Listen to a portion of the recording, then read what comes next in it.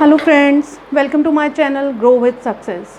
आई am Rajni Goyal और आज मैं आपके लिए जो टॉपिक लेके आई हूँ मैट्रिक्स है। अगर आपको मेरी वीडियोस पसंद आए तो प्लीज़ मेरे चैनल को सब्सक्राइब कीजिए और बाद में लाइक एंड शेयर कीजिए मेरी वीडियोस को। तो स्टार्ट करते हैं। मैट्रिक्स की डेफिनेशन क्या होती है? A set of m n numbers arranged in the form of an ordered set of m rows and n columns is called an m cross n matrix. एक ऐसा सेट होना चाहिए m n नंबर्स का, यानी कि ये multiply कर रहे हैं इन दोनों नंबर्स को, m इंटू n ही है इसका मतलब, नंबर्स जो अरेंज्ड हो in the form of an order set m rows. अब बात आती है कि रोज़ क्या है। ठीक है, सबसे पहले एक नया वर्ड आपके पास आ रहा है कि रोज़ क्या होती हैं? रोज़ होती हैं हमारी हॉरिजॉन्टली, जब हम किसी चीज़ को काउंट करते हैं हॉरिजॉन्टली, ठीक है, लाइक लेफ़्ट टू राइट या राइट टू लेफ़्ट, तो उसे हम क्या कहते हैं? रोज़। और सेकंड वर्ड है आपके पास एक कॉलम्स, n कॉलम्स, ठीक है। तो उसको जब हम किसी भी चीज़ को वर्टिकली काउंट करते हैं, यानी कि ऊपर से नीचे या नीचे से ऊपर, तो हम उसे क्या कहते हैं? कॉलम्स, ठीक है। अब अगर हम, तो उसको हम क्या कहेंगे? m cross n matrix. इसको क्रॉस से प्रोनाउंस नहीं किया जाता है, इसको प्रोनाउंसिएशन इसकी रहती है m क्रॉस n की, m बाय n। हमेशा याद रखिएगा मैट्रिक्स को प्रोनाउंस कैसे किया जाता है? m by n matrix. लिखते हम हमेशा ऐसे ही हैं क्रॉस में, m क्रॉस n, बट हमेशा उसको बोलेंगे क्या? m by n। क्लियर? अब हम एक जनरल मैट्रिक्स ड्रॉ कर रहे हैं जिससे आपको ये डेफिनेशन और ज़्यादा अच्छे से क्लियर हो जाएगी। A11 A12 up to and so on A1n। अभी मैंने आपको बताया रोज़ क्या होती हैं, जिन्हें हम हॉरिजॉन्टली काउंट करते हैं, ठीक है। A21 A22 A2n A31 A32 A3n up to and so on. इसी तरह से ये चलती जा रही हैं M1 M2 Mn। क्लियर? अब हम इसको डिटेल में डिस्कस करते हैं। ये क्या है? देखिए यहाँ पर ये जो है, हमने कहा जब हम हॉरिजॉन्टली काउंट करेंगे तो उन्हें क्या बोलेंगे? रोज़। ये क्या हो गई हमारी? रो 1, लाइक जिसमें भी ये सारे एलिमेंट्स आ रहे हैं, A11 A12 up to A1n, वो क्या है? रो 1। ये क्या है हमारी? रो 2। और ये क्या है? रो 3। और ये क्या है? रो m। आप कहेंगे ये हमें कैसे पता चला कि ये रो m है? ठीक है, वो तो हमने काउंट कर ली कि ये पहली है, ये सेकंड है, ये थर्ड है और ये रो m। ये कैसे पता चलता है? लाइक देखिए आपके पास ये जितने भी एलिमेंट्स, ये सब क्या हैं? Elements of A matrix. अब बात आती है कि एलिमेंट्स क्या हैं।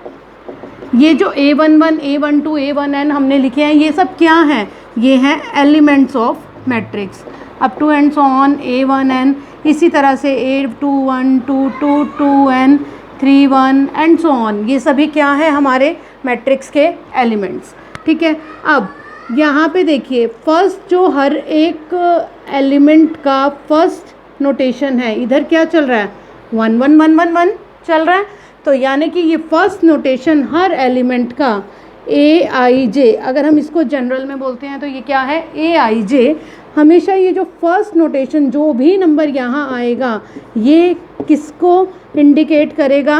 रो नंबर को, ठीक है, रो नंबर को, कि ये जो एलिमेंट है पर्टिकुलर Aij, ये कौन सी रो में लाई करता है, और जे आपको बताएगा कि ये कौन से कॉलम में लाई करता है।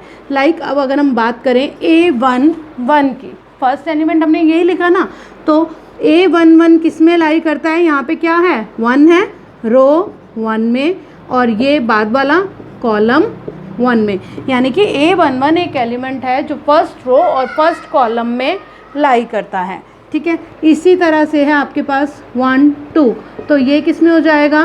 रो 1 में और कॉलम नंबर 2। हमेशा याद रखिएगा पहला किसको नोटेट करने वाला है? आपके रो नंबर को, और सेकंड किसको नोटेट करने वाला है? कॉलम नंबर को, ठीक है।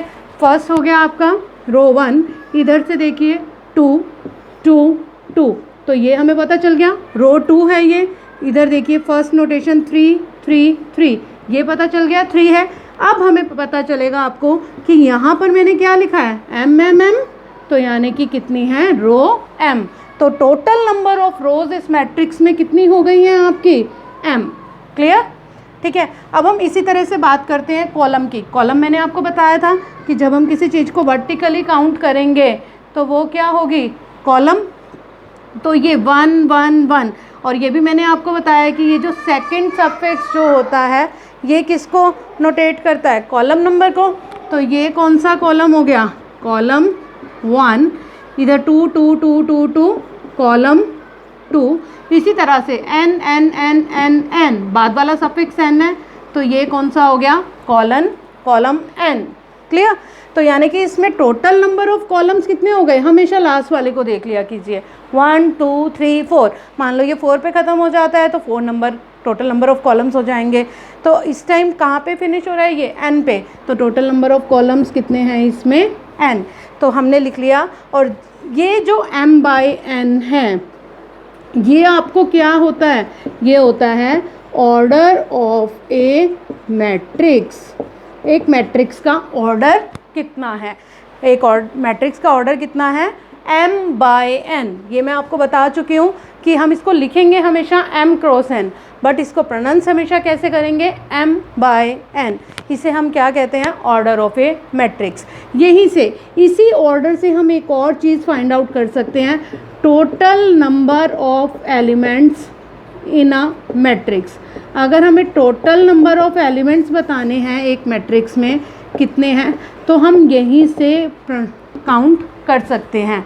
m इंटू n मल्टीप्लाई कर दीजिए, mn नंबर्स, ठीक है, मल्टीप्लाई करना है। तो यहाँ से क्लियर हो गया। अब आपको इस डेफिनेशन के एक एक वर्ड क्लियर हो गया होगा। अ set of mn numbers, mn क्या है, टोटल नंबर ऑफ नंबर्स हैं, इसके टोटल नंबर ऑफ एलिमेंट्स हैं, ठीक है। अरेंज्ड है जो एक ऑर्डर्ड सेट में, जिसमें कितनी रोज़ हैं, m रोज़ हैं, और कितने कॉलम्स हैं आपके इस सेट में, n कॉलम्स हैं, उसको हम क्या कहेंगे, m/n मैट्रिक्स। लिखेंगे हमेशा क्रॉस में, बट उसको हमेशा प्रोनाउंस कैसे करेंगे, m/n। अब हम इसके लिए एक एग्जांपल लेते हैं।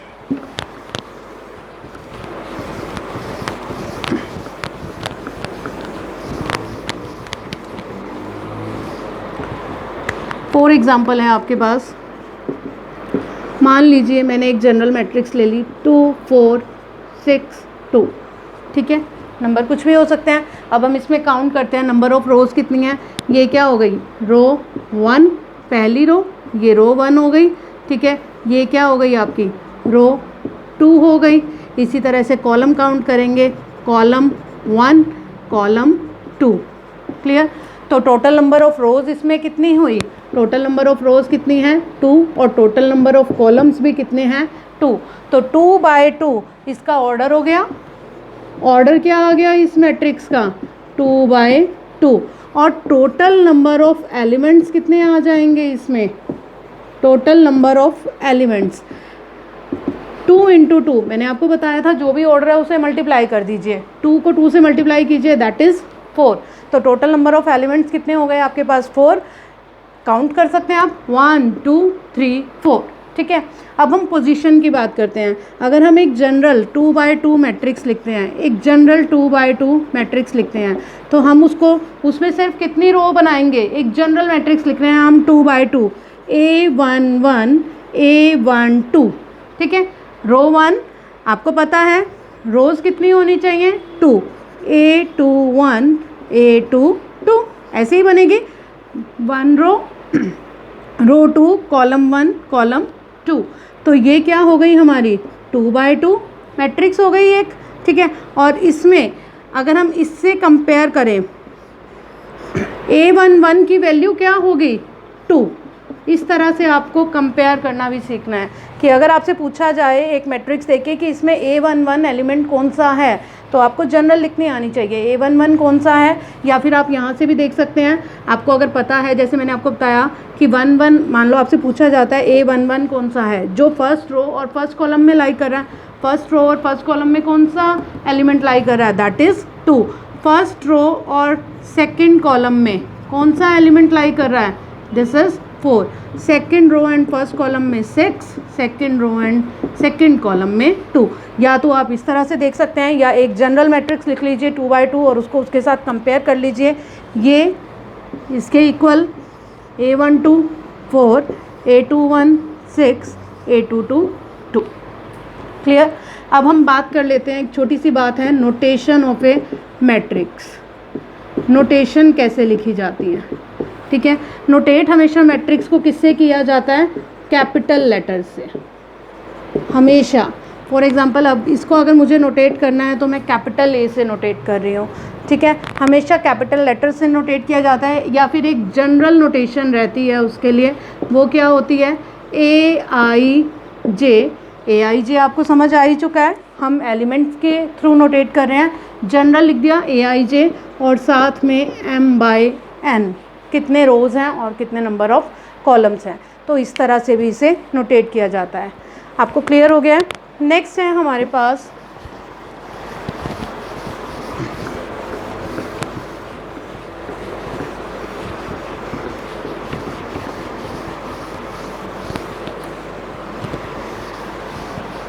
नेक्स्ट जो अब हम करने वाले हैं वो है टाइप्स ऑफ मैट्रिसेस। मैट्रिसेस कितने टाइप्स की होती हैं? फर्स्ट टाइप है हमारे पास रो मैट्रिक्स। रो मैट्रिक्स क्या होती है? रो मैट्रिक्स वो होती है a matrix which has only one row. यहाँ पे रो है तो रो को आप रो से नोटेट की कनेक्ट कर लीजिए, only one row and any number of columns, ठीक है। एक मैट्रिक्स जिसमें सिर्फ और सिर्फ एक रो हो और कितने भी नंबर ऑफ कॉलम्स हो सकते हैं। फॉर एग्जांपल मान लीजिए मैंने एक मैट्रिक्स ले लिया है, सिर्फ एक ही रो बनानी है मुझे, क्योंकि कंडीशन क्या है? एक रो होनी चाहिए, नंबर ऑफ़ कॉलम्स कितने भी बना सकती हूँ। लाइक अब मुझे अगर मैं इसका ऑर्डर लिखना चाहूँ, मुझे क्लियरली दिख रहा है रोज़ कितनी है इसमें 1, और कॉलम्स कितने हैं? कॉलम्स बहुत सारे हैं, 1 2 3 एंड 4। फर्स्ट सफिक्स हमेशा रो नंबर के लिए आएगा, total number of rows, and second हमेशा किसके लिए आएगा? टोटल नंबर ऑफ़ कॉलम्स के लिए। तो इसका ऑर्डर कितना हो गया है? 1/4। क्लियर? ये है आपकी रो मैट्रिक्स। अगर हम चाहें तो हम एक और लिख सकते हैं, लाइक 2 3 6। तो इसमें भी रो कितनी है क्लियरली आपको पता चल रहा है 1, और कॉलम कितने हैं 1 2 3। तो 1/3 क्या हो गया इसका ऑर्डर, ठीक है। सेकंड है आपके पास कॉलम मैट्रिक्स। कॉलम मैट्रिक्स क्या होता है? विच has only one column and any number of rose. Clear? ठीक है। जैसे रो में क्या था? सिर्फ और सिर्फ एक रो होनी चाहिए, कॉलम कितने भी हो सकते हैं। सेम उसी तरह से कॉलम मैट्रिक्स में सिर्फ और सिर्फ एक कॉलम होना चाहिए और कितने भी नंबर ऑफ रोज हो सकते हैं। अगर हम इसका एक एग्जांपल लेते हैं, कॉलम अब कितने होने चाहिए? 1। कॉलम कैसे होते हैं? वर्टिकली 1 2 3 4, ये ले लिया। अब इसमें रोज़ कितनी है? जब हम ऑर्डर लिखते हैं तो पहले हम क्या काउंट करते होते हैं? Number of rows. Row number 1, row number 2, row number 3, row number 4, और कॉलम कितना है? 1। तो इसका ऑर्डर कितना हो गया? 4/1। इसी तरह से हम ये भी ले सकते हैं, इसमें रो नंबर कितना है? टोटल नंबर ऑफ रोज़ 1 2 3, तो 3 हो गया। कॉलम कितना है? 1। तो क्या हो गया इसका ऑर्डर? 3/1। ये क्या हो गई आपकी कॉलम मैट्रिक्स। नेक्स्ट मैट्रिक्स जो सबसे ज़्यादा आपको यूज़ आने वाली है वो होती है स्क्वायर मैट्रिक्स। स्क्वायर मैट्रिक्स क्या होती है? स्क्वायर मैट्रिक्स होती है a matrix which has number of rows in which number of rows is equals to number of columns. बस, कोई बहुत लंबी चौड़ी बात नहीं है इसमें। स्क्वायर मैट्रिक्स हम किसको कहेंगे? एक मैट्रिक्स जिसमें number of rows, total number of rows किसके इक्वल हो जाते हैं? टोटल नंबर ऑफ कॉलम्स के। उन्हें हम क्या कहने वाले हैं? Square matrix. एक एग्जांपल लेते हैं हम, लाइक मान लीजिए मैंने एक मैट्रिक्स लिख दी है, ठीक है। इसमें टोटल नंबर ऑफ रोज़ अब आपको काउंट करनी आती है, रो नंबर 1, रो नंबर 2, तो total number of rows 2, first suffix हमेशा रो के लिए रहेगा, 1 2, कॉलम भी काउंट कर लिए तो 2/2। यहाँ पे नंबर ऑफ रोज़ किसके इक्वल आ रही हैं, नंबर ऑफ कॉलम्स के इक्वल आ रही हैं, 2/2, तो इसको हम क्या बोल देंगे, स्क्वायर मैट्रिक्स।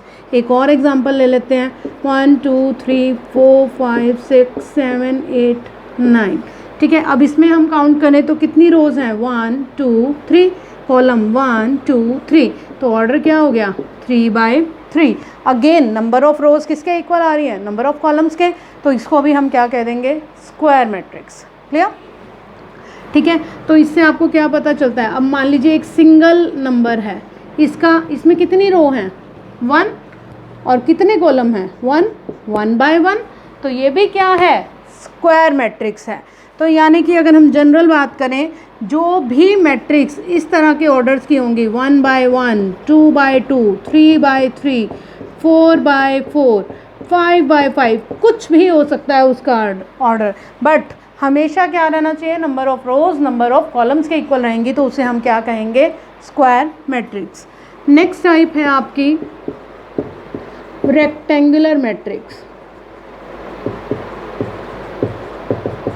रेक्टेंगुलर मैट्रिक्स क्या होती है, स्क्वायर में क्या होता है, number of rows is equal to number of columns, तो यहीं से ध्यान रखिएगा, रेक्टेंगुलर में क्या होता है, number of rows not equals to number of columns. Clear, जिन मैट्रिक्स में number of rows number of columns के इक्वल रहेगा उसे हम क्या कह देंगे, स्क्वायर मैट्रिक्स, और जिन मैट्रिक्स में भी number of rows number of columns के इक्वल नहीं आएगा उन्हें हम क्या कह देंगे, रेक्टेंगुलर मैट्रिक्स। एक एग्जांपल लेते हैं हम, 2 3 4 5 7 6, ये हमने एलिमेंट्स लिख लिए मैट्रिक्स के। How many rows are there, 1 2 3, row number 1, row number 2 2, and column count करें, कॉलम 1, कॉलम 2, कॉलम 3, तो ऑर्डर क्या है इसका, 2/3। आप यहाँ पे देख सकते हैं नंबर ऑफ रोज कितनी हैं, 2 हैं, और नंबर ऑफ कॉलम्स कितने हैं, 3 हैं, तो नंबर ऑफ रोज इक्वल तो नहीं हुए ना नंबर ऑफ कॉलम्स के, तो इसी वजह से ये क्या कहलाएगी, एक रेक्टेंगुलर मैट्रिक्स। ठीक है, अगर हम इस तरह से भी ले सकते हैं, 4 6 7 2 3 4, ठीक है। अब इसमें नंबर ऑफ रोज कितनी हैं, 1 2 3, तो टोटल नंबर ऑफ रोज हमेशा पहले आएंगी, 3 बाय कॉलम कितने हैं, 1 2, 3/2, तो इसको हम क्या कह देंगे, रेक्टेंगुलर मैट्रिक्स, क्योंकि number of rows number of columns के इक्वल नहीं है। Clear, square matrix and rectangular matrix.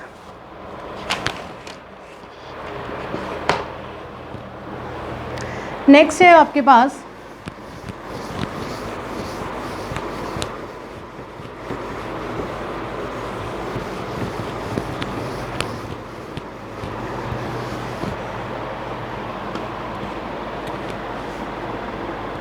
Next matrix है आपके पास डायगोनल मैट्रिक्स।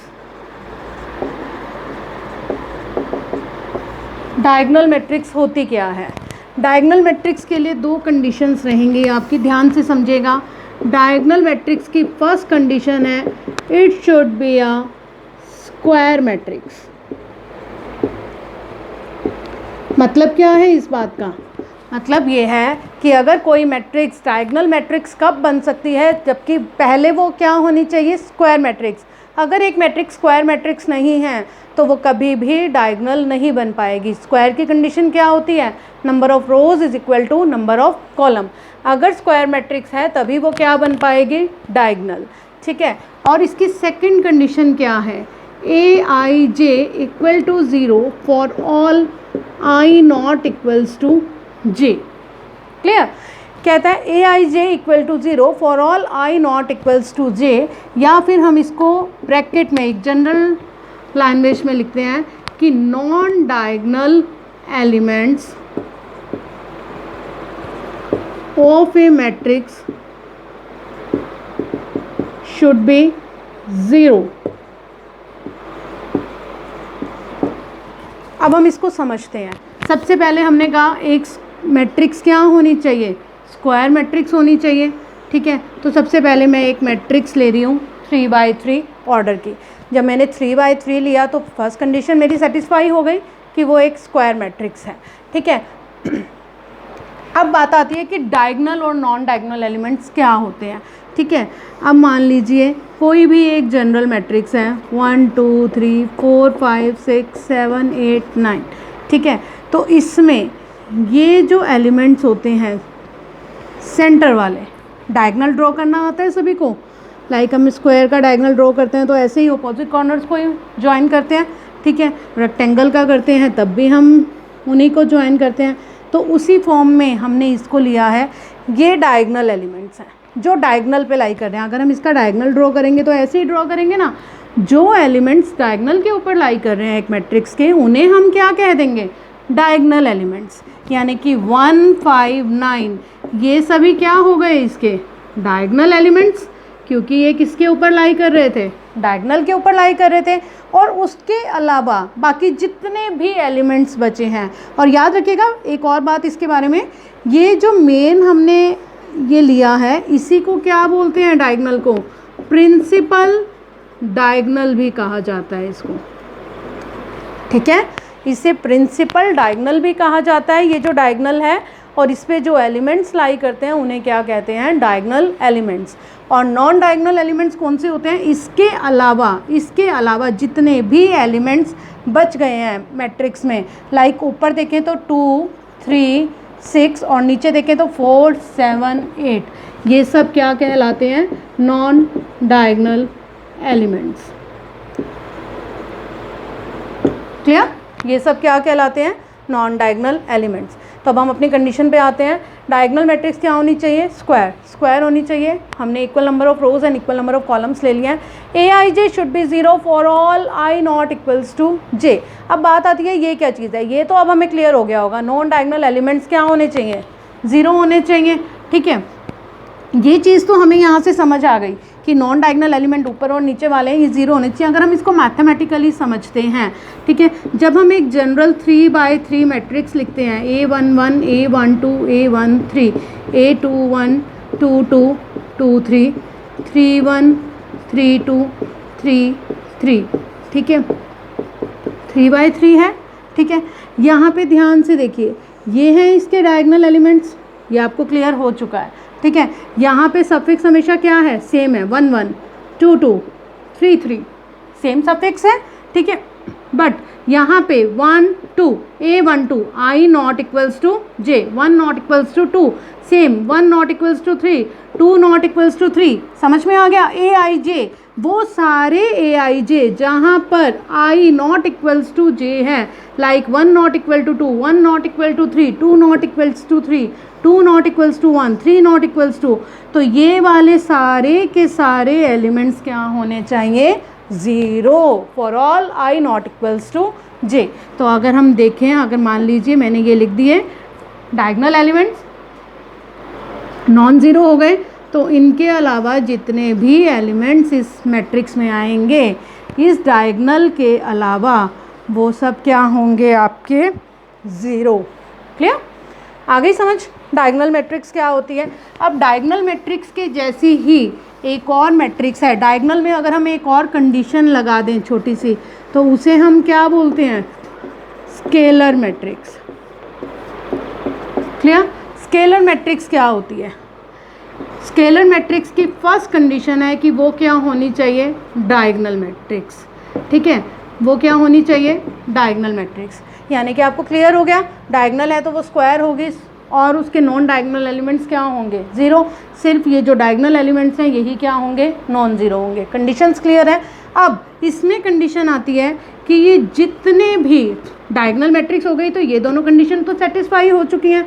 अब इसमें आता है कि जितने भी डायगोनल एलिमेंट्स हैं उस मैट्रिक्स में, अब ये डायगोनल एलिमेंट्स तो यहाँ कुछ भी हो सकते थे, बट स्केलर में जितने भी डायगोनल एलिमेंट्स हैं वो सब भी क्या होने चाहिए, इक्वल होने चाहिए। फॉर एग्ज़ाम्पल अगर हम लेते हैं 2 0 0 0 2 0 0 0 2, तो ये क्या हो गए आपके, ये डायगोनल एलिमेंट्स हो गए। बट हर टाइम क्या है, इन पे नंबर एक ही चल रहा है, स्केलर एक ही है, तो उसे हम क्या कह देंगे, स्केलर मैट्रिक्स।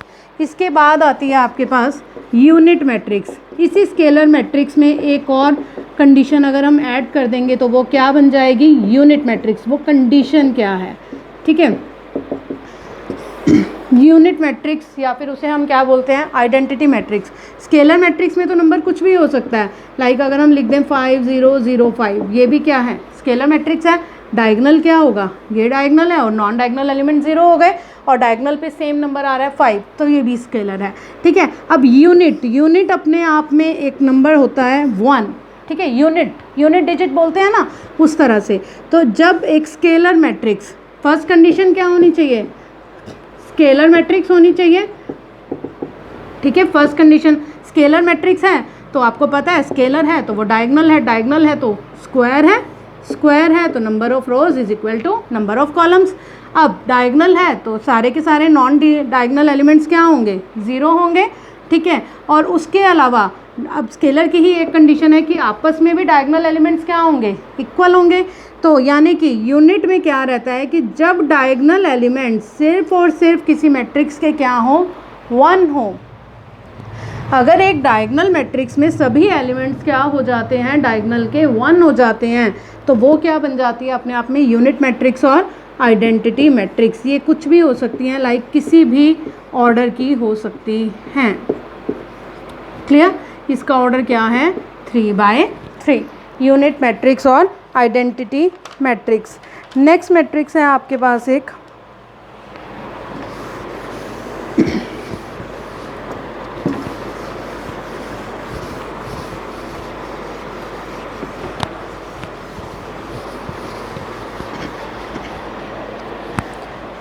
नेक्स्ट मैट्रिक्स है आपके पास नल मैट्रिक्स। नल यानी कि खाली, ठीक है, और इसको हम क्या कह सकते हैं, ज़ीरो मैट्रिक्स, ठीक है। अगर एक मैट्रिक्स जिसके सभी एलिमेंट्स, ऑल एलिमेंट्स अगर क्या हो जाते हैं, 0, ऑल एलिमेंट्स क्या हो जाते हैं, 0, तो उसे हम क्या कहेंगे, नल मैट्रिक्स, ठीक है। किसी भी ऑर्डर की हो सकती है ये मैट्रिक्स, लाइक 2/2 भी हो सकती है या फिर 3/3, कितने भी ऑर्डर की आप ले सकते हो, ठीक है। अगर एक मैट्रिक्स में क्या हो जाते हैं, सभी एलिमेंट 0 हो जाते हैं, तो वो क्या कहलाएगी, नल मैट्रिक्स। इसमें एक चीज़ याद रखना, हमने डायगोनल मैट्रिक्स कहा था कि वो स्क्वायर होनी चाहिए, स्केलर कहा कि वो स्क्वायर होनी चाहिए, यूनिट कहा कि वो स्क्वायर मैट्रिक्स होनी चाहिए, ठीक है। बट नल मैट्रिक्स जो है वो कुछ भी हो सकती है, स्क्वायर मैट्रिक्स और it can be a rectangular matrix, ठीक है। बट हर एक एलिमेंट क्या होना चाहिए, उस मैट्रिक्स का 0 होना चाहिए। ऑर्डर कुछ भी हो सकता है क्योंकि वो स्क्वायर भी हो सकती है, रेक्टेंगुलर भी हो सकती है, तो उसे हम क्या कहेंगे, 0 0 0। ये क्या बन गई, एक रेक्टेंगुलर मैट्रिक्स बन गई। Total number of rose 2 and total number of columns 3, तो भी ये क्या है, नल मैट्रिक्स और 0 मैट्रिक्स। नेक्स्ट आती है आपके पास, ये लास्ट है आपकी, ट्रायंगुलर मैट्रिक्स, ठीक है। ट्रायंगुलर मैट्रिक्स क्या होती हैं, यहाँ पे ट्रायंगुलर मैट्रिक्स क्या होती हैं, 2 टाइप्स होते हैं, ठीक है। फर्स्ट होता है upper triangular matrix, clear. First matrix आपकी क्या रहती है, अपर ट्रायंगुलर मैट्रिक्स। इसमें a matrix in which elements below, all elements below principal diagonal are 0, ठीक है। कोई भी मैट्रिक्स जिसमें सभी एलिमेंट्स बिलो प्रिंसिपल डायगोनल अगर क्या रहते हैं, 0 रहते हैं। यहाँ पे आप इसकी कंडीशन लिख लीजिएगा, ये भी एक स्क्वायर मैट्रिक्स होनी चाहिए, ये रेक्टेंगुलर में कंडीशन नहीं आती है, ठीक है। A square matrix in which all elements below principal diagonal are 0, तो उसे हम क्या कहेंगे, अपर ट्रायंगुलर मैट्रिक्स। लाइक हम देखते हैं 1 2 3, ठीक है, 6 7। अब बिलो का मतलब होता है नीचे, प्रिंसिपल डायगोनल क्या हो गया इस मैट्रिक्स का, ये हो गया 3/3 ऑर्डर की मैंने एक मैट्रिक्स लिया है, इसके नीचे वाले सभी एलिमेंट्स क्या होने चाहिए, 0, तो हम उसे क्या कहेंगे, अपर ट्रायंगुलर मैट्रिक्स। क्लियर, ठीक है। इसी तरह से होती है एक, इसकी सेकंड टाइप है लोअर ट्रायंगुलर मैट्रिक्स, इन विच, ये भी वही कंडीशन है कि अ स्क्वायर मैट्रिक्स, इसके लिए भी फर्स्ट कंडीशन क्या है, matrix should be square, a square matrix in which all elements above principal diagonal are 0। इसमें क्या होते हैं, प्रिंसिपल डायगोनल से ऊपर वाले सभी एलिमेंट्स कैसे होने चाहिए, आपके 0 होने चाहिए, और होनी क्या चाहिए, ये भी स्क्वायर मैट्रिक्स होनी चाहिए। प्रिंसिपल डायगोनल के, ये प्रिंसिपल डायगोनल हो गया आपका, ठीक है।